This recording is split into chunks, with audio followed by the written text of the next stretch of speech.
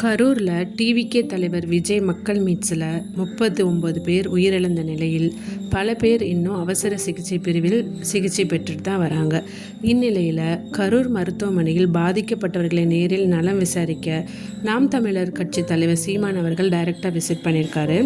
பத்திரிகையாளர்களை சந்தித்த சீமான் அவர்கள், இது தவிர்க்க முடியாத விபத்து தான். பாதிக்கப்பட்ட குடும்பத்தினருக்கு ஆறுதலையும் இறந்தவர்களுக்கு என்னுடைய கண்ணீர் வணக்கத்தையும் தெரிவித்துக் கொள்கிறேன்.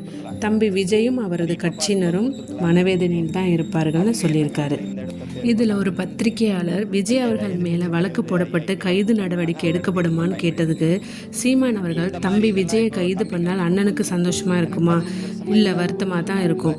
இது விஜய்க்கு புதுசு. என் மேலே 260க்கு மேலே வழக்கு இருக்குது. நான் ஏறாத நீதிமன்ற படிக்கட்டுகளே இல்லைன்னு சொல்லலாம்.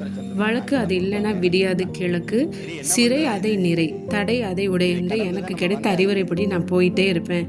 பட் தம்பி விஜய்க்கு தெரியும், தேவையானதை அவர் செய்வார். என்ன டிவிகே தரப்பினர் கேட்ட இடத்தை தமிழக அரசு அவர்களுக்கு கொடுத்துருக்கலாம். எனக்கு எல்லாம் முட்டுச்சந்து கூட்டம் வராத இடங்களில் தான் அதிகமாக கொடுப்பாங்க. அதையெல்லாம் கடந்து போயிட்டு தான் இருக்கேன். இது ஒரு படிப்பினையாக இருக்கட்டும். இனிமேல் இது போன்ற பெருந்துயர் நடக்கக்கூடாது. என்னதான் இருந்தாலும் இழப்பு தான். இறந்தவர்கள் தான்.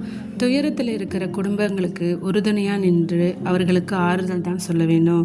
இவ்வாறு சீமான் அவர்கள் பத்திரிகையாளர் சந்திப்பில் கூறியுள்ளார்.